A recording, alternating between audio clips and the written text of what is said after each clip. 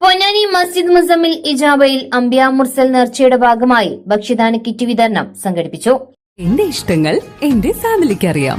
Family wedding centre, Kunnamangalam, Vadakara, Manjeri, Meppadi, Tirur, Perinthalmanna and UAE.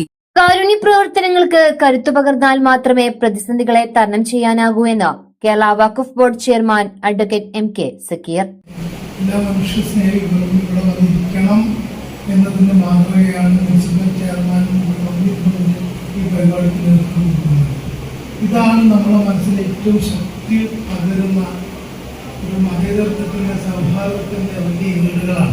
കാരുണ്യ പ്രവർത്തനങ്ങൾക്ക് കരുത്തു പകർന്നാൽ മാത്രമേ പ്രതിസന്ധികളെ തരണം ചെയ്യാനാകൂ എന്ന് Kerala Waqf board chairman advocate MK Zakir അഭിപ്രായപ്പെട്ടു.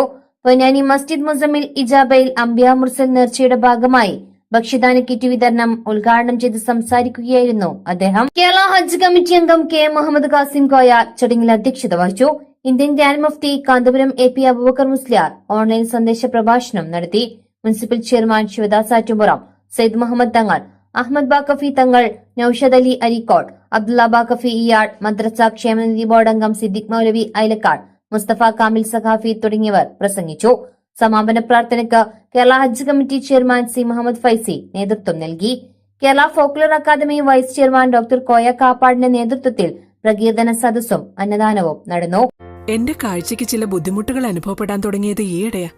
ആദ്യം ടെൻഷനായി. മകളാ പറഞ്ഞത് അഹല്യയിൽ പോകാൻ. അഹല്യയ്ക്ക് 30 വർഷത്തെ പാരമ്പര്യവും വിശ്വസ്തതയുമുണ്ട്. അഹല്യയിലെ വിദഗ്ധരായ ഡോക്ടർമാരുടെ ചികിത്സ കൊണ്ട് എനിക്ക് എന്റെ കാഴ്ചശക്തി പൂർണ്ണമായും തിരിച്ചു കിട്ടി. ഇപ്പൊ എനിക്ക് ഈസിയായി വായിക്കാം. നേത്ര സംരക്ഷണത്തിന് നമ്മുടെ Ahalya. Ahalya foundation eye hospital, കേരളത്തിൽ എല്ലായിടത്തും.